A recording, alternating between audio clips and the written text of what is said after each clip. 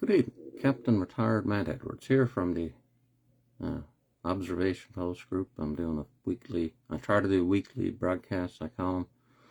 So, a little bit early, I try to start 8 o'clock local Newfoundland Standard Time.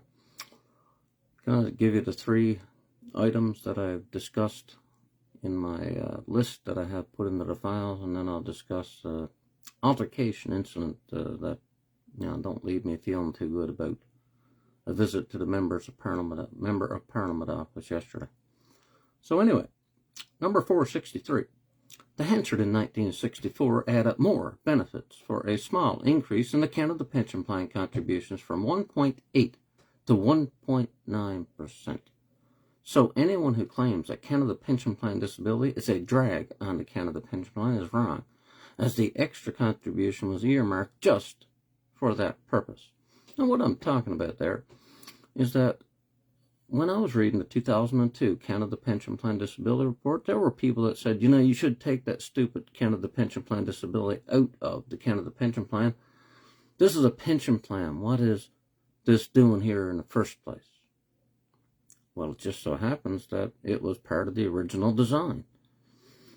And instead of having 1.8% and no Canada Pension Plan disability, they decided to increase the pension contribution by 0.1% just to pay for the disability part.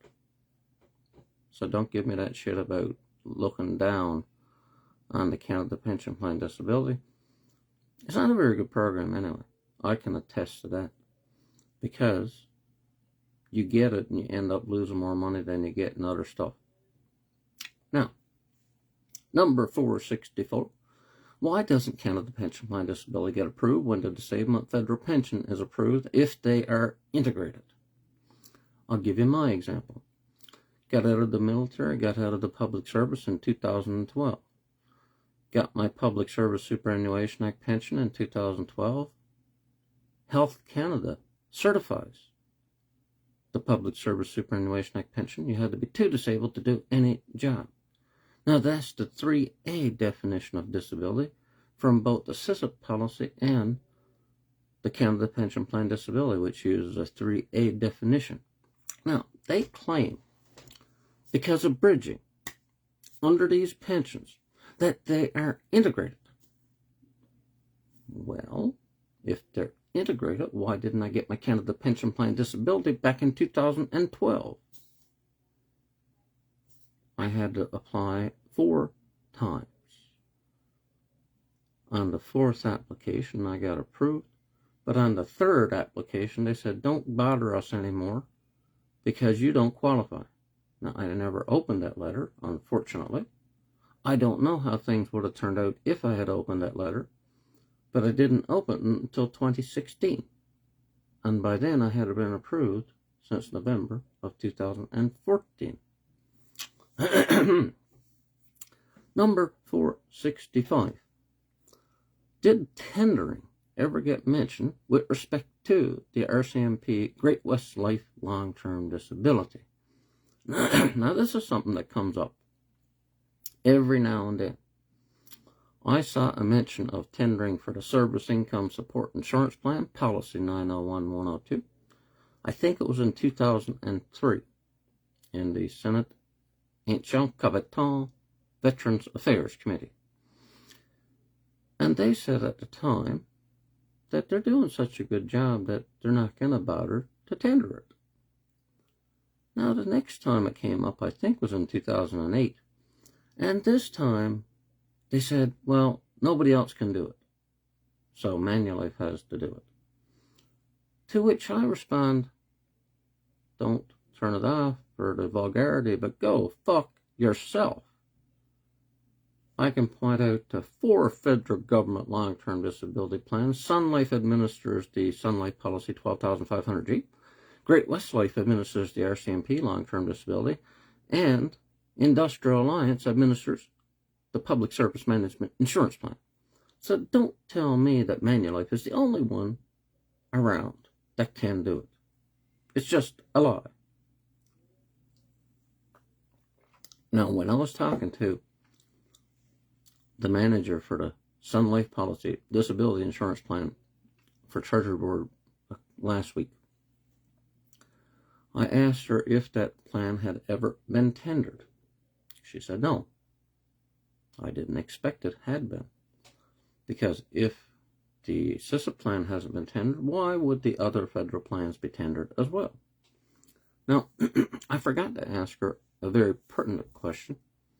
It's not exactly on topic here, but, you see, Service Income Support Insurance Plan, the military's long-term disability plan, was a lifetime payment from 1969 until 1995.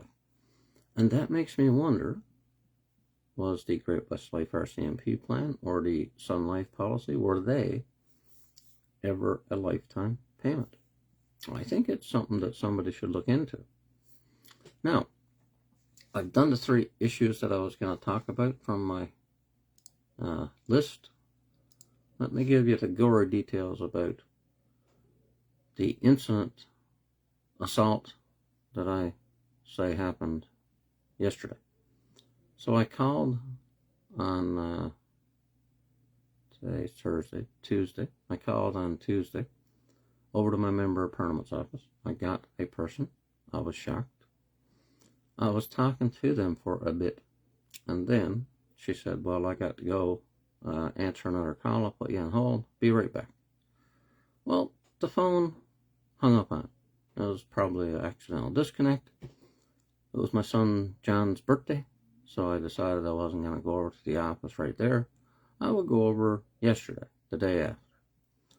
So I figured, I'd go over, leave the house about 10:02, get over there about 5 after.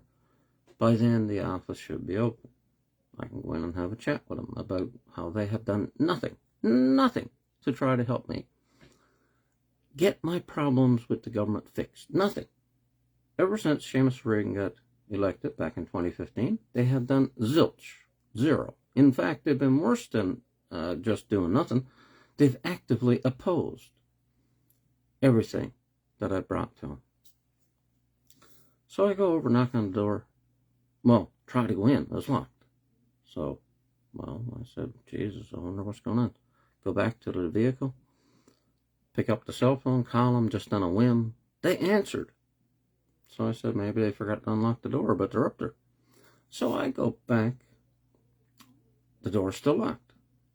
Well, if I hadn't saw a person in there, I might be better off because it caused a racket. But there was a janitor just inside the door, bent over, and, doing something with the garbage. So I figured he's in there, and I want to go in and check.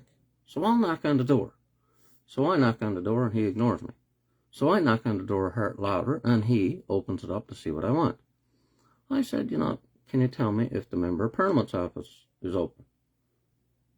I think he said, I don't know.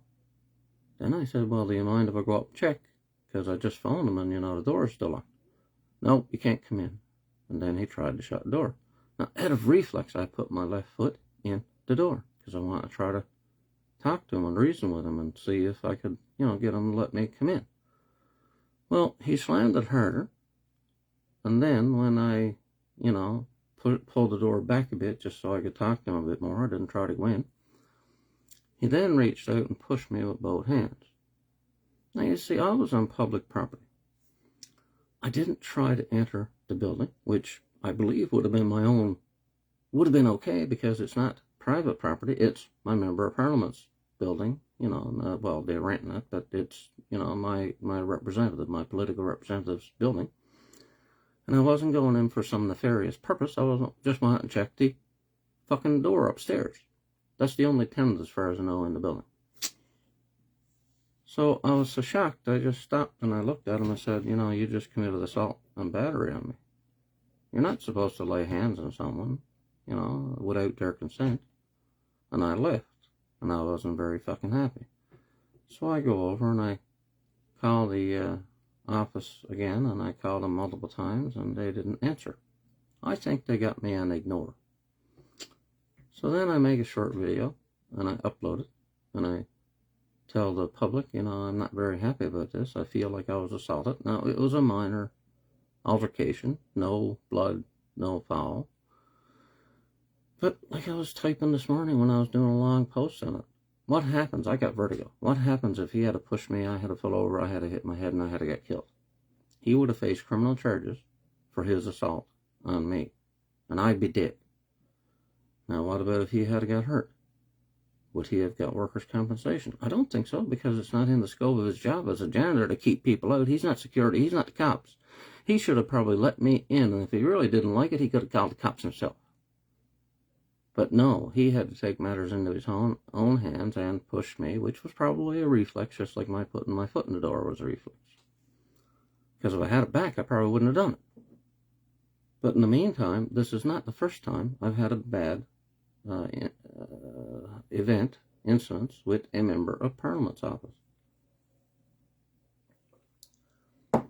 Back 2016 or 2017, I was trying to help Sean Lewis and Joe Gunny-Gillen with their service income support insurance claim.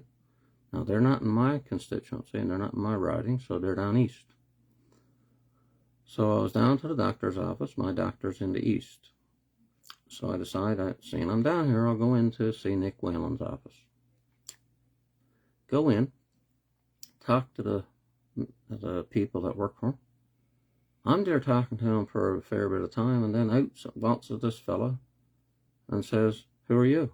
I said, "Well, Captain Retired Matt Edwards. What are you doing here?" I said, "I'm trying to, help some veterans who are not getting their long-term disability from the military. They got released before 1999. And at that time, you didn't get it automatically if you were medical released. They changed that in 1999. Well, do you have anything there to say that you got consent to talk to them?" Well, I said, "I'm not a lawyer." "Are you?" He said, "Yes, I am." Well, I didn't know that. But you're asking me if I have consent. I don't have anything written on file. But I think I have moral consent, because I've been working on this issue for years. Now, I think he was being provocative and trying to get me upset for some reason. And eventually he did provoke me, because he was there telling me, I have a duty to protect my staff. I said, "Do you?" Because if I'm doing something in this office and your staff feel that I'm harassing them or threatening them or doing something, they should call the police. It's not your job to do it. "Well," he said, my staff tells me you call dozens of times." Now, I tried to lighten the mood with a joke. And I got obsessive compulsive personality disorder, which is, you want things to be by the book and right and wrong, and dozens is not enough, really. I've been calling his office and other offices a lot more. I'd say it was more like hundreds of times. I said, "Oh my God," he said, "that makes you a malingerer." Now, I don't know what he thinks that word means. But in the military, it's a slight of the highest standards. It means that you are going to fake an illness while your comrades are fighting a war, and they could get killed while you're off fucking feigning an illness. And I was getting really upset with this, and I said to him, I think I'm going to have to go before I do something that I'm going to regret. Because I was getting close to home, and I was smacking him right between the two fucking eyes. So I go out and call CBC. I call VSCM, and I go on, make a video about it. Veterans came to my aid. They backed me up and called his office and yelled at him, I suppose. So he calls me up. He's there telling me this and that, and I said, "Well, did you feel like you're like that I was threatening you or something or whatever?" "Oh no, if I had, I would have called the police." Well, I said, I was about 1 fucking second from hauling off and planking you between the two fucking eyes. "Oh, well, that makes it different. Now you've made a threat against me, and I'm going to have to call the police." I said, "You hang the fuck on, Jack. You were there telling me earlier that you were being honest with me about this and that, and I'm being honest with you. Now, I didn't hit you. I'm only telling you about that now. Now, if you had stayed in your fucking office and left us to talk, I would have walked out of that building and I would have said, well, I tried my best to help Joe and Sean. But you came out and you made things worse. No, I forgot about that mostly because I put it in the past. He lost the next election, thank fuck, because he was an idiot. I mean, it was common sense to me. Why did he come out? He could have stayed in there and kept eavesdropping. He didn't have to come out. He made matters worse. So that's 2 incidents that I've had, negative incidents, at my Member of Parliament. Now, with respect to my own Member of Parliament, here's why I call them obstructionists. Okay? One incident, well, it's a long-standing complaint, really. Talking to Ruth, her name is, telling her how clawbacks are bad. And she says, man, everybody does it. And I says, well, you know, that don't make it right. That just means everybody's doing the wrong thing.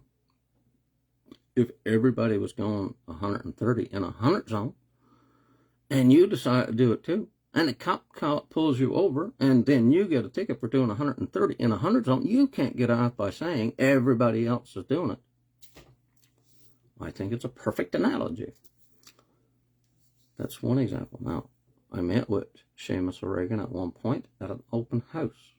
Now, instead of talking to him about my own problems, I decided I would use my 15 minutes that I was allotted. I would talk to him about the illegality of clawbacks to get them to stop clawing back things illegally against veterans. So I explained to him how Canadian Forces Superannuation Act Section 83 prohibits clawbacks, and that Financial Administration Act Section 67 works with Canadian Forces Superannuation Act Section 83. And that's one general law and one specific law that prohibit a creditor from taking the money. That Pension Act Section 30 also prohibits anybody from taking a Crown debt. Public Service Superannuation Act Section 10, brackets 10. Canada Pension Plan Act Section 65, brackets 1. Old Age Security Act Section 36. EI Act Section 42. All of these laws prohibit what they're doing. Then he has the gall to look at me and say, well, you know, Matt, laws are open to interpretation.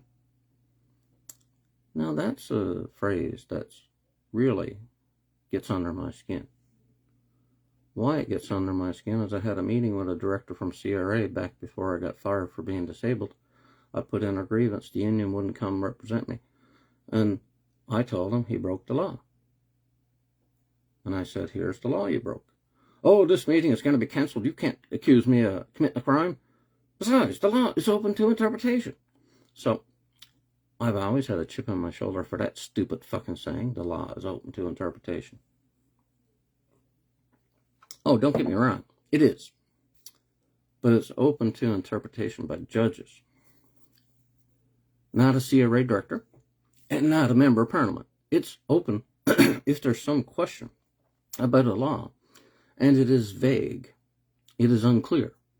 Well, you can go to a judge and get an interpretation of the law based on their legal expertise. But if I had known at that time, I would have said to MP Seamus O'Regan, so you're telling me that the laws, because you're a member of parliament, that is your job, to create laws, that every law that you have a hand in creating is open to interpretation, and we can not obey it because we can interpret it a different way than you mean? The stupidity is enormous. Here's the way it's supposed to work. Laws cannot be vague or they're unconstitutional. Sometimes the court is asked to read into the law something that the members of parliament forgot, obviously, because they're not allowed to make law. They're not elected. And sometimes members of parliament put things into the law that are not supposed to be in there. So then the court has a duty to read it out. So here's the member of parliament telling me this bullshit. And I'm only there trying to help them out. They should know they're breaking the law. The law, like, you can't say, I didn't know it was a law, and therefore, I ignored it. Ignorance of the law is no excuse. It's actually in the Criminal Code, Section 19. So, I asked the Member of Parliament at the time. Now, this was just before I went to a trip down to Punta Cana with my wife. So I asked him to get a legal opinion about what I was telling him. And I asked him to get an outside legal opinion, because if he got the Department of Justice to help him out, to do a look at this and give him a legal opinion, they are the ones who designed these laws, and therefore it would be a conflict of interest. Now, he said that he wasn't sure if he could get an outside legal opinion, but if I did up a 2-page briefing for him, he would run it by someone and see what they thought. So I thought my job was done. At least I did my best. I told him about it. He's going to look into it. So I whipped up the 2-page scenario briefing, and then I fired it off to him by email, and then I went on my trip to the Dominican. Now I'm down on the beach, enjoying the sunshine, having a cerveza. And then a thought came across my head. A light bulb lit up over my head. I said, he's never going to get back to me. I didn't ask him to get a legal opinion about some proposed course of action that they were thinking about doing, and that if they did it, they would be breaking the law. So the lawyer could give him a legal opinion and say, if you do this, you will go to jail. I'm asking him to get a legal opinion on the government breaking the law for the past 50 years. I don't think he's going to get back to me. And I never heard another word about it. So that's another example. Now, the consent form for the Privacy Act, that's another example of how they have made my life miserable. Again, obsessive compulsive personality disorder. I want everything by the book. And I've been researching a lot of this stuff for years. So under the Privacy Act, you have to give consent for people to obtain information about you, personal information about you that has been collected by the government for a government program. Now, there are certain exceptions. They are contained in Section 8 of the Privacy Act. Now, Section 8.1 says that before you share information that is gathered by the government, you will get a consent form. Sounds well and good, right? But then Parliament, in 1982, when they made this law, they put a bunch of exceptions in there. Section 8.2a says that when the government has collected information for similar programs, they can share the information without the need for a consent form.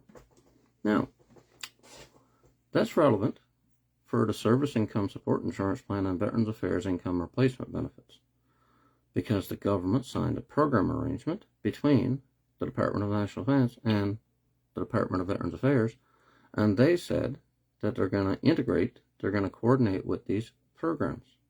So if that's the case, they don't need to have a consent form. And yet, when I was applying for the rehabilitation program and I got approved, I got a letter back in 2012, and they said, you know, November the 12th, I believe, they said, you know, you said you were medically released. You said you're not getting assisted long-term disability. We know that people that are medically released automatically get SISIP. So here's a consent form. We want to contact SISIP ourselves. Now, I'm reading between the lines because I interpreted that to be because you're a lying sack of shit and you are getting SISIP even though you told us you're not. Now, that set the devil to me because I had been trying to obtain SISIP ever since I was medically released, and before that, because I applied 6 months before I got out. And they said to me, you have to be injured in service. It's not automatic for a reservist. Like a regular force person gets it automatically, but you were a reservist, so you had to prove that you were injured in service. So now, I didn't think of that at the time, but I thought of it now, later. Why didn't the Veterans Affairs people know about that contractual term? Why did they drive me up the fucking wall by telling me that they agreed with me that I should have got it automatically? Right? So, the bottom line was I got put into the rehabilitation program, but I never got the earnings loss benefit, which is now called income replacement benefit. And then they put salt in the wound by telling me I should have got it automatically, which is what my position was. Now, eventually I did get CPPD. And it was because I got such a stubborn streak in me because of the old CPD. I can't give things up. So I kept working my way up the manager's chain until I got up to the Minister of National fucking Defense, Peter MacKay. And they said that they were going to approve me. It was based on my Sun Life.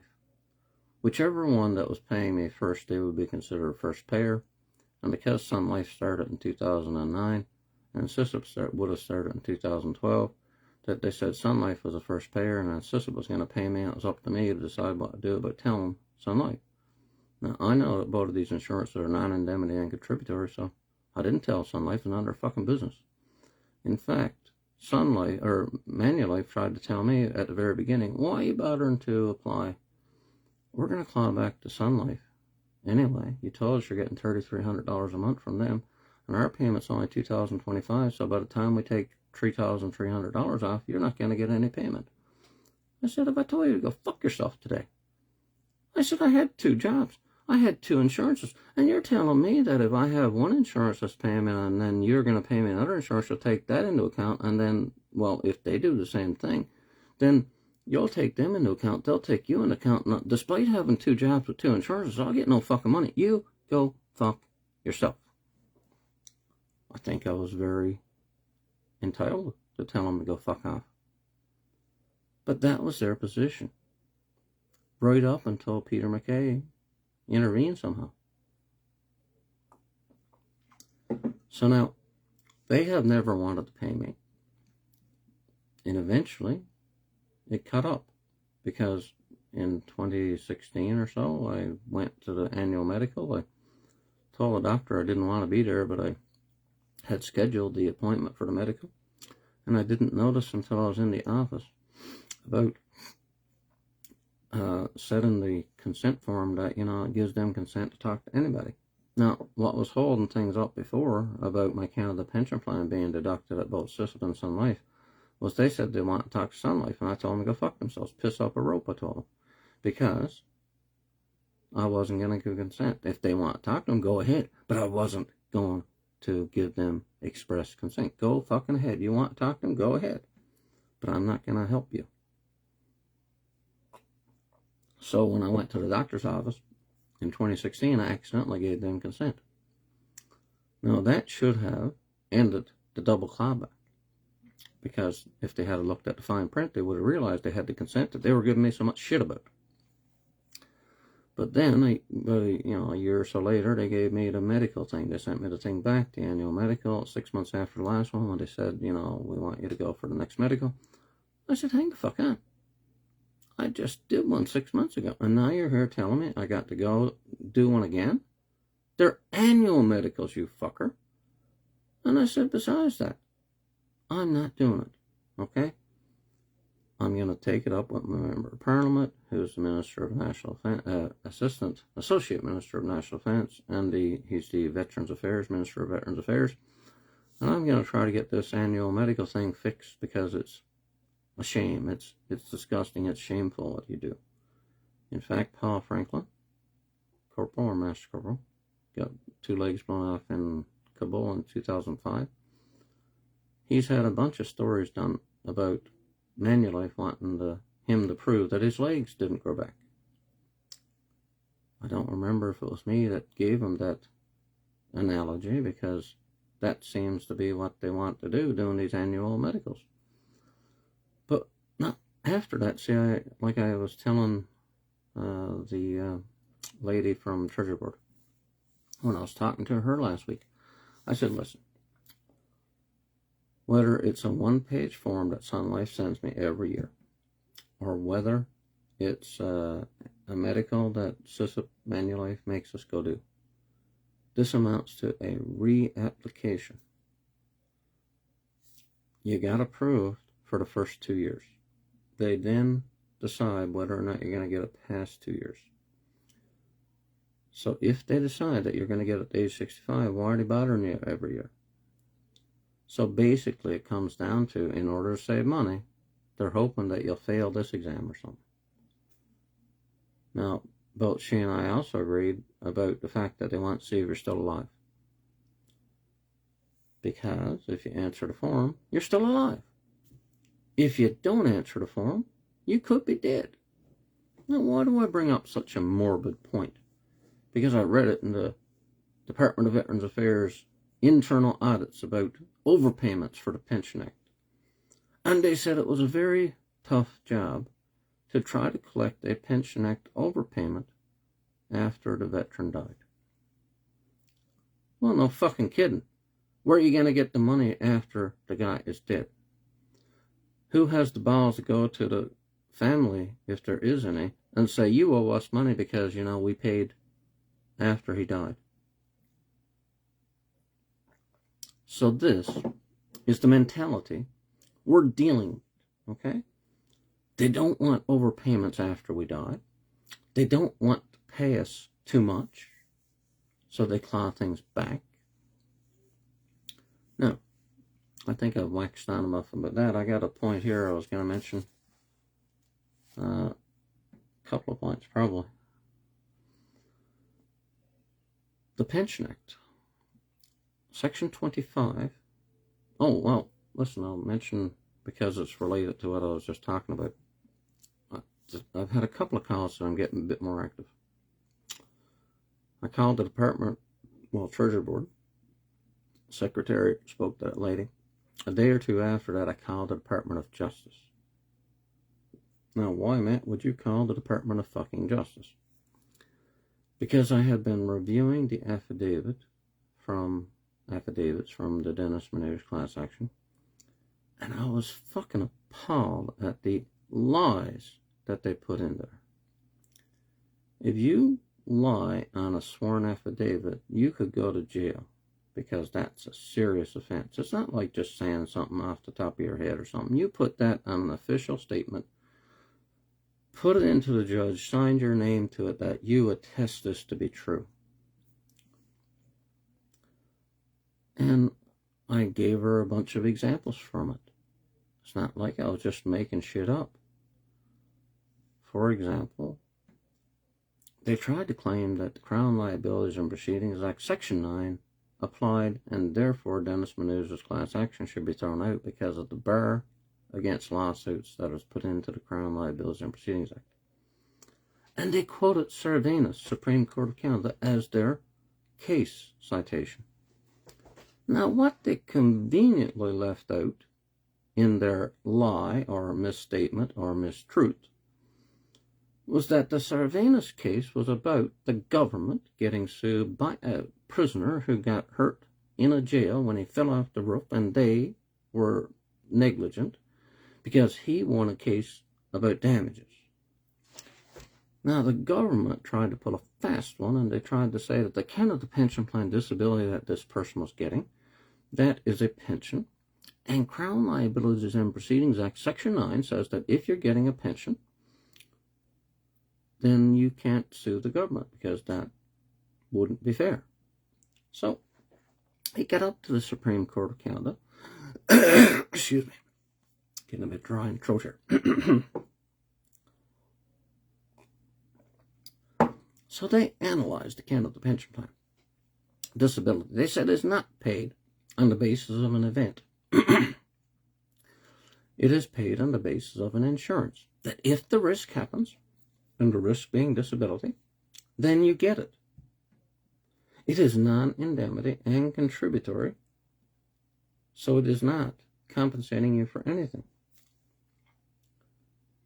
So they then talked about the reason for the bar in Section 9, and they said that the purpose of the bar is to prevent double compensation for the same event. And they referred to the Hansard from 1953, which I happen to be a curious person. So rather than just take the court's word, I looked it up. And they were talking about workers' compensation and the Government Employee Compensation Act, and the fact that if you sued someone and then you got workers' comp or GECA, you would get doubly compensated. So that's against the principle of compensation in tort law. You can't get compensated twice for the same event. And then the Supreme Court also said that before the Crown Liability and Proceedings Act came into effect in 1953, the Crown was immune from lawsuit.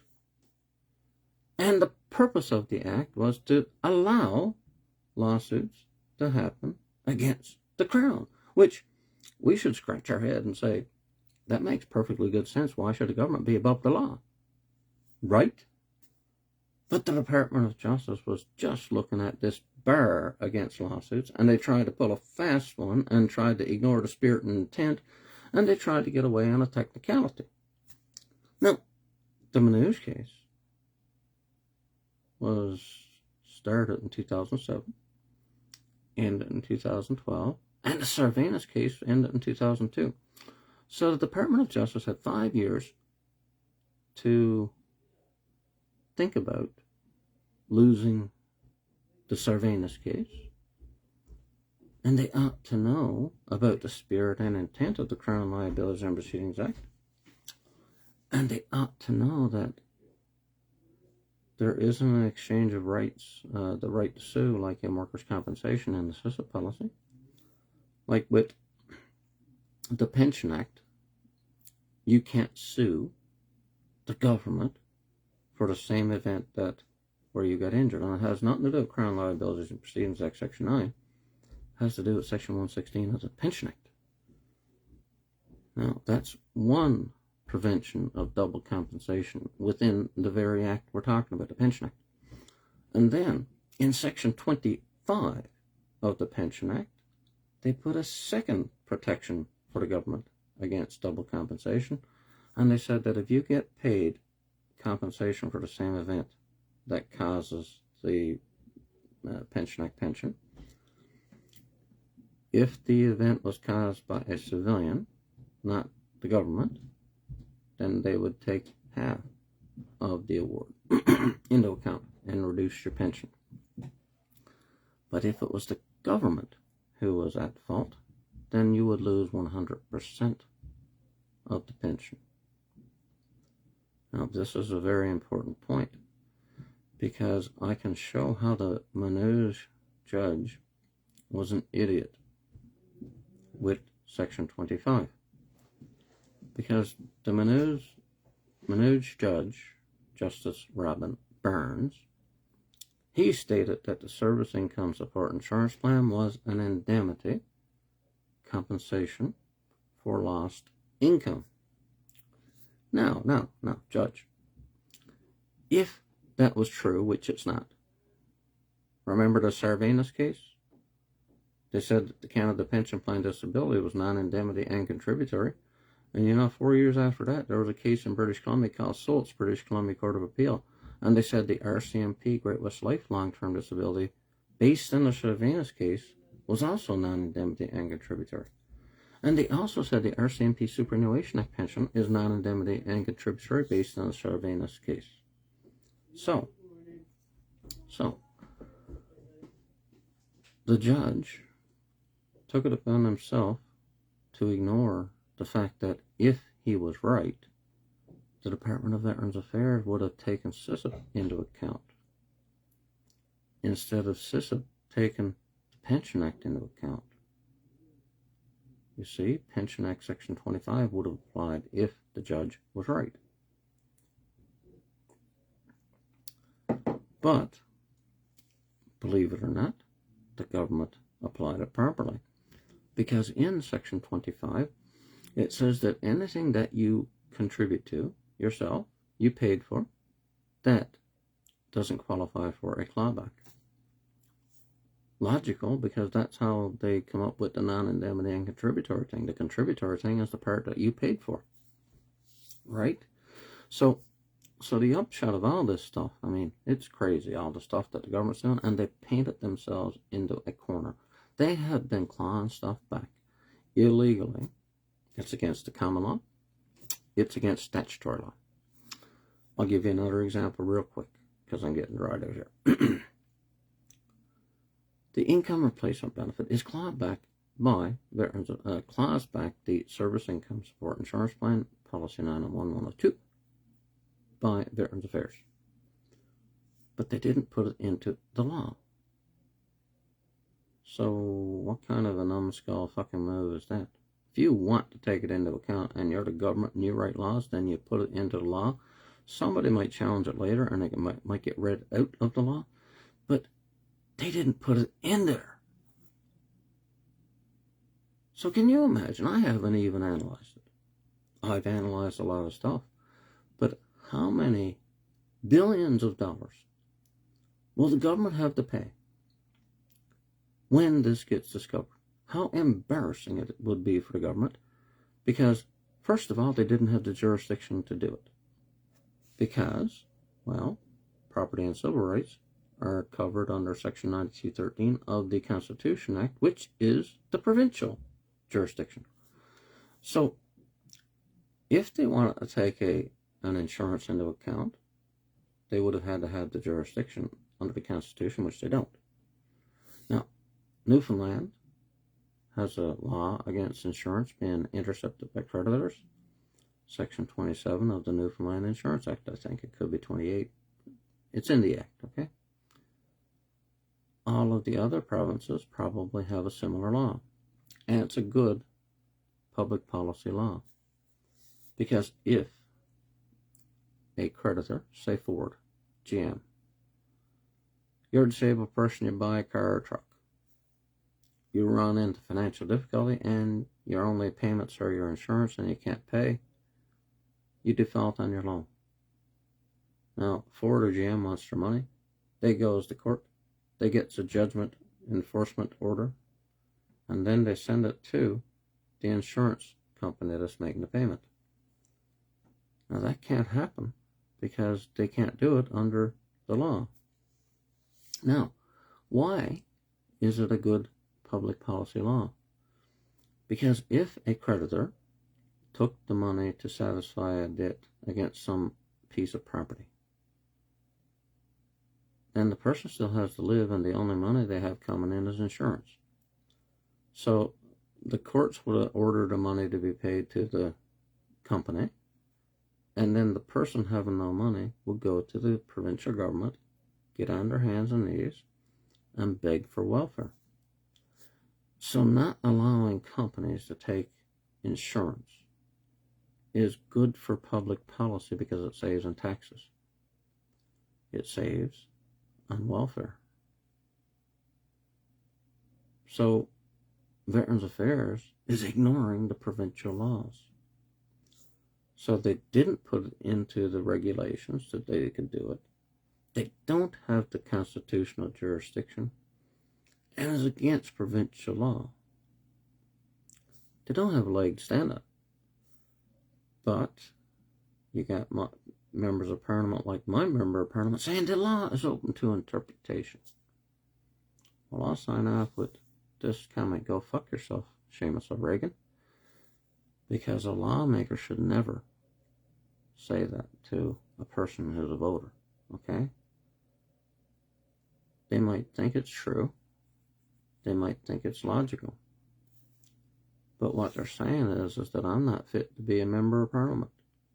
Because I don't understand that as a lawmaker, I have to do a good job in making the law. If I do a good job in making the law, they can try to interpret it. But if we did our homework, they won't win. Anyway, thanks for watching. I'll see you next week.